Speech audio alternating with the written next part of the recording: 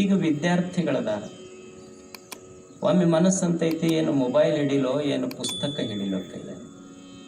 Mobile ಹಿಡಿದ್ರೆ ಏನಾಗ್ತೈತಿ, ಪುಸ್ತಕ ಹಿಡಿದ್ರೆ ಏನಾಗ್ತೈತಿ ಅಂತ ಗೊತ್ತೈತಿ. ಅದು ಮೊಬೈಲ್ ಹೇಳ್ತಿರ್ತೈತಿ ಅಂತ.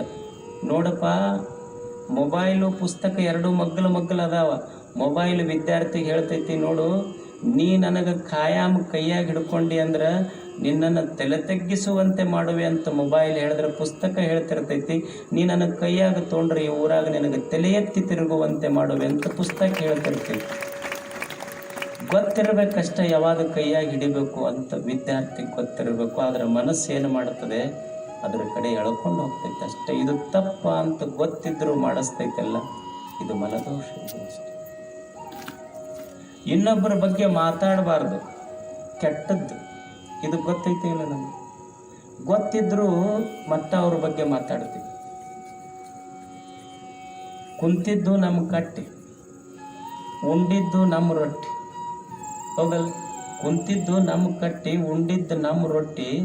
ಇನ್ನೊಬ್ಬರ ಬಗ್ಗೆ ಮಾತಾಡಿ ಬರೀ ಬದುಕೆಲ್ಲ ಮೂರ ಬಟ್ಟೆ ಅಷ್ಟೆ.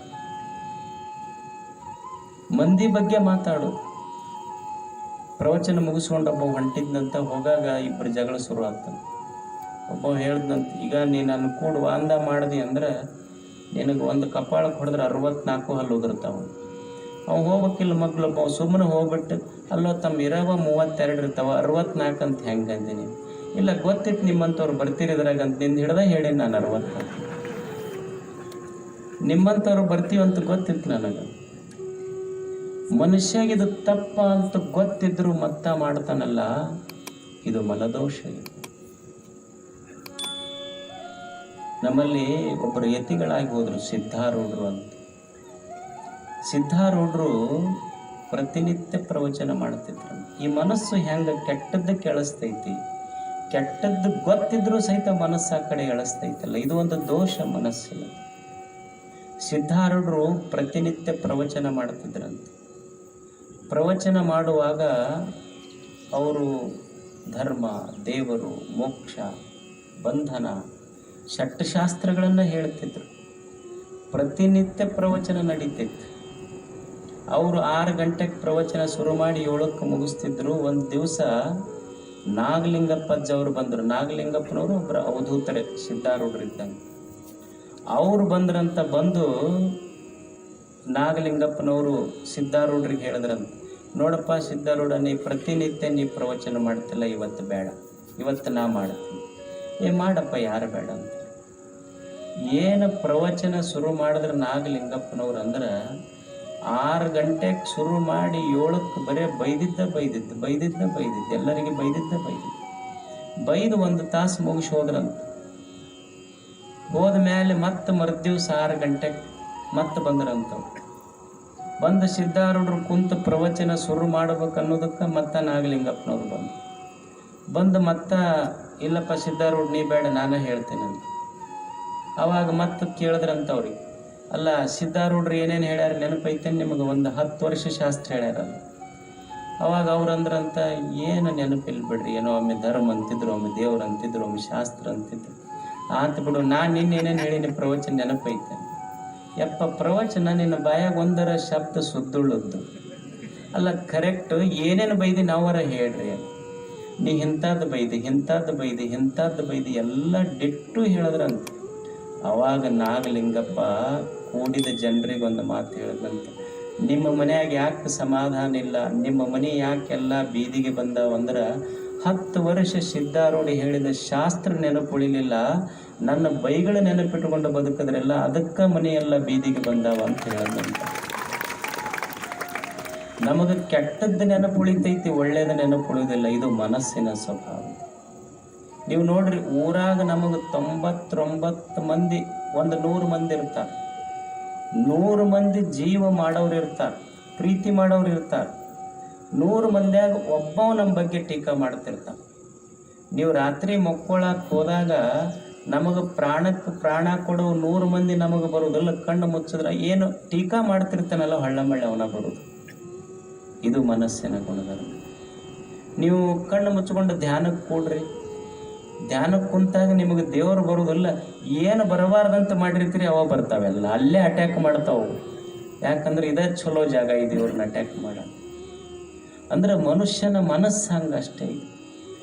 ಏನು ಕೆಟ್ಟದ್ದಂತ ಗೊತ್ತೈತಿ ಅದ್ರ ಕಡೆ ಮುದ್ದ ಬೆಳೆಸ್ತೈತಲ್ಲ, ಇದು ಮಲದೋಷ. ಇದು ಜಾನಾಮಿ ಧರ್ಮಂ ನಚಮೆ ಪ್ರವೃತ್ತಿ, ಜಾನಾಮ್ಯ ಧರ್ಮಂ ನಚಮೆ ನಿವೃತ್ತಿ.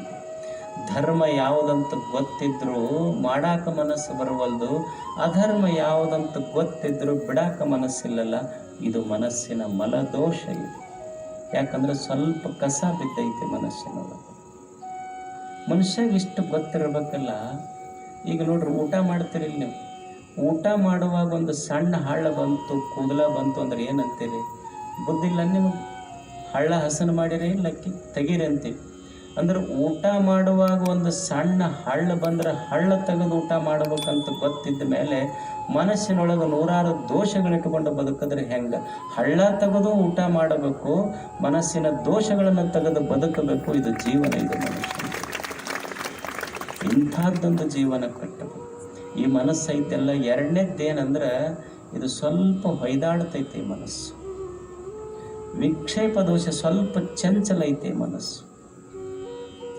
ಏನು ಚಂಚಲ ಐತಿ ಅಂದ್ರೆ ಇದು ಇದ್ದಲ್ಲಿರೋದಿಲ್ಲ. It always jumps. ಇದು ಇದ್ದಲ್ಲಿರೋದಿಲ್ಲ, ಇಟ್ ಆಲ್ವೇಜ್ ಜಂಪ್ಸ್. ಈಗ ನೀವು ಮದುವೆ ಆದಾಗ ನೋಡ್ರಿ, ಹೊಸ್ದಾಗಿ ಹೆಂಗಿರ್ತೈತಿ ಅಂತ ರೀ, ಯಾವಾಗ ಬರ್ತೀರಿ ಅಂತಿರ್ತಾರ. ಈಗ ನೋಡ್ರಿ, ಹೋಗಿ ಬರ್ದ ಆ ಕಡೆ ಹಂಪ್ ಹರ್ಕೊಂಡು ಹೊರಗಂತಿರ್ತಾರೆ. ಹೌದಲ್ಲ? ಇದು ಮರಾಠಿ ಶಬ್ದ ಏನು ಕನ್ನಡ ಶಬ್ದ? ಇದು ಯಾವ ಡಿಕ್ಷನರಿಯಾಗ ನನಗಂತೂ ಗೊತ್ತಾಗಿಲ್ಲ. ಹಂಪ್ ಹರ್ಕೊಂಡು ಹೋಗ, ಇದು ನೀವು ಜಗತ್ತಿನ ಯಾವ ಡಿಕ್ಷನರಿಯಾಗೂ ಸಿಗೋದಿಲ್ಲ. ಇದು ನಿಮ್ಮ ಬಾಯಾಗಿ ಬಿಟ್ರಿ ಹಂಪ್ ಹರ್ಕೊಂಡು ಹೋಗಂತ. ಅದು ಎಲ್ಲರೂ ಹೋಗ್ಬೇಕಂದ್ರೆ ಗೊತ್ತಿತ್ತಾದ್ರೆ ಇದು ಹಂಪ್ ಹರ್ಕೊಂಡು ಗೊತ್ತಿಲ್ಲ. ಅದು ಮೊದಲು ಇವನ ಸಲುವಾಗಿ ಕಂಪೌಂಡ್ ಜಂಪ್ ಮಾಡಿ ಬಂದಾಳ, ಈಗ ಹಂಪ್ ಹರ್ಕೊಂಡಂದ್ರೆ ಅದು ಎಲ್ಲಿ ಹೋಗ್ತದೆ? ಚಂಚಲಿದ ಮನಸ್ಸಷ್ಟೇ. ಇದು ಇದ್ದಂಗಿರೋದಿಲ್ಲ, ಇದ್ದ ಜಾಗದಾಗ ಇರೋದಿಲ್ಲ. ಮನಸ್ಸಿನ ಸ್ವಭಾವವೇ ಚಂಚಲ ಐತಿದು. ಇದು ಏನು ಮಾಡಬೇಕು ಅನಿಸ್ತೈತಿ ಹಂಗೆ ಮಾಡಿಸ್ಕೊಡೋದಿಲ್ಲ, ಒಯ್ದಾಡ್ತೈತಿ ಇದು ಮನಸ್ಸು ಅಷ್ಟೆ. ಒಮ್ಮೆ ಪ್ರವಚನಕ್ಕೆ ಬರ್ಬೇಕು ಅನಿಸ್ತೈತಿ, ಒಮ್ಮೆ ಆ ಕಡೆ ಹೋಗ್ಬೇಕು ಅನಿಸ್ತೈತಿ. ಏನು ಪ್ರವಚನ ಮುಗಿಸ್ಕೊಂಡು ಹೋಗ್ಬೇಕು, ಏನು ಅಲ್ಲಿಗೆ ಹೋಗೇ ಇಲ್ಲಿಗೆ ಬರ್ಬೇಕು. ಇದು ಮನಸ್ಸು, ಇದು ಅಷ್ಟೇ ಹೊಯ್ದಾಡುತ್ತೆ ಅಷ್ಟೆ. ಆದರೆ ಭಾಳ ಮಂದಿಗೆ ಏನು ಅಂದ್ರೆ ಒಂದು ಸತ್ಯ ತಿಳ್ಕೊಬೇಕು. ಭಾಳ ಮಂದಿ ವಿದ್ಯಾರ್ಥಿಗಳನ್ನ ಹಿಡ್ಕೊಂಡು ಈ ಕಾನ್ಸಂಟ್ರೇಷನ್ ಮಾಡ್ಬೇಕ್ರಿ, ಹೆಂಗೆ ಮಾಡ್ಬೇಕು, ಈ ಮನಸ್ಸು ಹೆಂಗೆ ನಿಲ್ಲಿಸೋದಿದು. ನೀವು ನೋಡಿ, ನಮ್ಮಲ್ಲಿ ಬಹಳಷ್ಟು there are many notions that we have misunderstood. ಮನಸ್ಸು ನಿಲ್ಲಿಸ್ಲಿಕ್ಕಾಗೋದಿಲ್ಲ. ನೀವು ಮನಸ್ಸು ಕಲ್ಲು ನಿಂತಂಗ, ಕಂಬ ನಿಂತಂಗ, ಗಿಡ ನಿಂತಂಗ ಈ ಮನಸ್ಸು ನಿಂತಿದ್ರ ಕನ್ನಂಬಡಿ ಯಾರು ಕಟ್ಟುತ್ತಿದ್ರು, ಅಜಂತ ಎಲ್ಲೋರಗಳನ್ನು ಯಾರು ಕಟ್ಟಿದ್ರು, ಜ್ಞಾನೇಶ್ವರಿ ಯಾರು ಬರೀತಿದ್ರು ಹೇಳಿ. ಈ ಚಂಚಲತೆಯೇ ಈ ಮನಸ್ಸಿನ ಸೌಂದರ್ಯ. ಇದು ಮನಸ್ಸು ಹೊಯ್ದಾಡ್ತಿರ್ಬೇಕು, ಅದ್ರ ಗೊತ್ತಿರಬೇಕು, ಎಲ್ಲಿ ನಿಲ್ಲಿಸ್ಬೇಕಂತ ಗೊತ್ತಿರ್ಬೇಕಷ್ಟೆ. ಈಗ ನೀವು ಗಾಡಿ ಪಾರ್ಕಿಂಗ್ ಮಾಡ್ತೀರಿ, ಪೊಲೀಸರು ಎಲ್ಲಿ ಹೋದಾಗ ನಿಮ್ಮ ಗಾಡಿ ಹಿಡಿತಾರ ಅಂದ್ರೆ, you have parked your vehicle where there is no parking. ನಿಮ್ಮ ಮನಸ್ಸು ಎಲ್ಲಿ ಪಾರ್ಕ್ ಮಾಡಬೇಕು ಅಂದ್ರೆ, ಇಲ್ಲಿ ಪಾರ್ಕ್ ಮಾಡ್ರಿ ಅಂತ ಜಾಗ ಇರ್ತೈತಿ, ಅಲ್ಲೇ ಪಾರ್ಕ್ ಮಾಡಬೇಕು. ಎಲ್ಲಿ ನೋ ಪಾರ್ಕಿಂಗ್ ಇರ್ತೈತಿ ಅಲ್ಲಿ ಪಾರ್ಕ್ ಮಾಡಬಾರ್ದು ಈ ಮನಸ್ಸನ್ನು ಅಷ್ಟೆ. ಇದು ಚಂಚಲ ಐತಿ, ಇದು ಸುಮ್ಮನೆ ಕಟ್ಟಬೇಕು, ಇದಕ್ಕೆ ನಿಲ್ಲಿಸಬಾರ್ದು. ಚಲೋ ಕೆಲಸ ಮಾಡಕ್ಕೆ ಹಚ್ಚಬೇಕು ಮನುಷ್ಯ ಈ ಮನಸ್ಸಿಗೆ. ಇದನ್ನ ನಿಲ್ಲಿಸುವುದಲ್ಲ, ಚಲೋ ಕೆಲಸಕ್ಕೆ ಹಚ್ಚಬೇಕು. ಒಂದು ಗುಬ್ಬಿ ಐತಿ, ಗುಬ್ಬಿ ಗೂಡು ಕಟ್ಟತೈತಿ. ನೀವು ನೋಡ್ರಿ, ಅಲ್ಲೋ ಇಲ್ಲೋ ಎಲ್ಲೋ ಒಂದೊಂದು ಬಿದ್ದಂಥ ಒಂದು ಎಳಿ ಹುಲ್ಲಿನ ಕಡ್ಡಿ ತಗೊಂಡು ಬಂದು ಗುಬ್ಬಿ ಗೂಡು ಕಟ್ಟತೈತಿ. ಏನು ಗುಬ್ಬಿ ಗೂಡು ಕಟ್ಟಿದ್ರೆ ಯಾವ ಆರ್ಕಿಟೆಕ್ಟ್ ಇಂಜಿನಿಯರ್ ಇಲ್ಲ, ಜಿಂದಾಲದ ಕಬ್ಬಿಣ ಇಲ್ಲ, ACC ಸಿಮೆಂಟ್ ಇಲ್ಲ, ಯಾವ ಇಂಜಿನಿಯರ್ನು ಪ್ಲ್ಯಾನ್ ಮಾಡಿಲ್ಲ. ಒಂದು ಸಣ್ಣ ಅಲ್ಲೋ ಇಲ್ಲೋ ಬಿದ್ದ ಗುಬ್ಬಿ ತಂದ ಹುಲ್ಲಿನ ಗೂಡು ಕಟ್ಟಿತ್ತಲ್ಲ. ನೀವು ಮಳೆ ಬಂದ್ರೆ, ಪ್ರವಾಹ ಬಂದ್ರೆ, ಮನುಷ್ಯ ಇಂಜಿನಿಯರ್ ಕಟ್ಟಿದ ಮನೆ ಬಿದ್ದಾವ, ಆದ್ರೆ ಗುಬ್ಬಿಯ ಗೂಡು ಬಿತ್ತು ಅಂತ ಇತಿಹಾಸದೊಳಗೆ ಓದಿಲ್ಲ ನಾವು. ಇದು ಮನಸ್ಸಿನ ಕಟ್ಟುವಿಕೆ. ಈಗ ತಾಯಂದಿರು ಇರ್ತಾರೆ, ನೀವು ನೋಡ್ರಿ ಮನ್ಯಾಗ ಈ ಹರಕ್ ಬಟ್ಟೆ, ಹರಕ್ ಸೀರೆ, ಹರಕ್ ದೋತ್ರ ತಗೊಂಡು ಅದಕ್ಕೆ ಚಂದ ಇಷ್ಟಿಷ್ಟ ಪೀಸ್ ಮಾಡಿ ಅದನ್ನು ಒಗೆಯೋದಿಲ್ಲ, ಅದನ್ನು ಚಂದೊಂದು ಕೌದಿ ತಯಾರು ಮಾಡ್ತಾರೆ. ಎಷ್ಟು ಕಲಾ ಐತೆ ನೋಡಿ. ವೇಸ್ಟಿನೊಳಗಿಂದ ಬೆಸ್ಟ್ ತೆಗೆಯುವ ಕಲಾ ಐತಲ್ಲ, ಇದು ಮನಸ್ಸಿನ ನಿರ್ಮಾಣ. ವೇಸ್ಟ್ ಅಂತ ಯಾವುದೂ ಇಲ್ಲ. ಏನು ವೇಸ್ಟ್ ಅಂತೀವಿ ಅದರೊಳಗೆ ಬೆಸ್ಟ್ ಆಫ್ ದಿ ಬೆಸ್ಟ್ ತೆಗಿಬೇಕು. ಇದು ಮನಸ್ಸಿನ ಕಲಾತ್ಮಕತೆ. ಇದು ಅಷ್ಟೆ. ಅದೇ ಹರಕ್ ಸೀರೆ, ಅದೇ ಹರಕ್ ಬಟ್ಟೆ ತಗೊಂಡು ತನ್ನ ಹೊಟ್ಟೆಯಲ್ಲಿ ಹುಟ್ಟುವ ಮಗುವಿಗೆ ತಾಯಿ ಒಂದು ಕುಲಾಯಿ ಹೊಲಿತಾರಲ್ಲ, ಎಷ್ಟು ಚಿತ್ರಕಾರನ ಚಿತ್ರದಂಗಿರ್ತೈತಿ, ಅದ್ಭುತವಾಗಿರ್ತೈತಿ. ಅದೇ ವೇಸ್ಟಿನೊಳಗಿಂದ ಇದು. ಅದಕ್ಕೆ ಈ ಮನಸ್ಸ ಚಂಚಲ ಐತಿ ಅಂತ ತಿಳ್ಕೊಂಡು ಎಲ್ಲರೇ ನಿಲ್ಲಿಸುವುದಲ್ಲ, ಎಲ್ಲಿ ನಿಲ್ಲಿಸಬೇಕು ಅಂತ ಗೊತ್ತಿರಬೇಕಿದು ಅಷ್ಟೇ. ಇದು ಎರಡನೆಯ ದೋಷ. ಮೂರನೆಯ ದೋಷ ಅಂದ್ರೆ ಸ್ವಲ್ಪ ಆವರಣ ದೋಷ ಮನಸ್ಸಿಗೆ. ಆವರಣ ದೋಷ ಅಂದ್ರೆ ಈ ಮನಸ್ಸಿನ ಮೇಲೆ ಒಂದಿಷ್ಟು ಹೊದಿಕೆ ಐತಿ. ಎದರ ಹೊದಿಕೆ ಅಂದ್ರೆ, ಈ ಮನಸ್ಸಿನ ಮೇಲೆ ಎದರ ಹೊದಿಕೆ ಐತಿ ಅಂದ್ರೆ ಅಜ್ಞಾನದ ಸ್ವಲ್ಪ ಹೊದಿಕೆ ಐತಿ.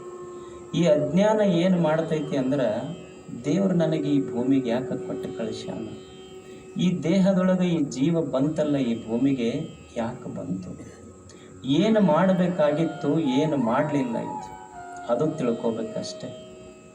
ಇದು ನಾನಲ್ಲದ ವಸ್ತುವಿನ ಜೊತೆ ಸಂಬಂಧ ಮಾಡ್ಕೊಂತ, ನಾನು ಶ್ರೀಮಂತ, ನಾನು ಬಡವ, ನಾನು ವಾಚಸ್ಪತಿ, ನಾನು ವಿದ್ಯಾವಂತ, ನಾನು ಅಜ್ಞಾನಿ, ಈ ನಾನು ಅಂತ ಬರೆದು ಮುಂದೆ ಏನಾರ ಬರೀರಿ, ಅದು ಯಾವುದೂ ಇರುವಂಥದ್ದಲ್ಲ. ಅಜ್ಞಾನಿನೂ ಹೋಗ್ತಾನ, ಶ್ರೀಮಂತನೂ ಹೋಗ್ತಾನ, ಬಡವನೂ ಹೋಗ್ತಾನ, ಎಲ್ಲವೂ ಅಳಿದ ಮೇಲೆ ನಾನು ಅಂತ ಬರೆದು ಮುಂದೆ ಏನು ಬರೀತಿರಲ್ಲ, ನಾನು ಯಾವುದು ಅಂತೀನಿ ಅದು ನಾನಲ್ಲ. ಇದು ಜ್ಞಾನ.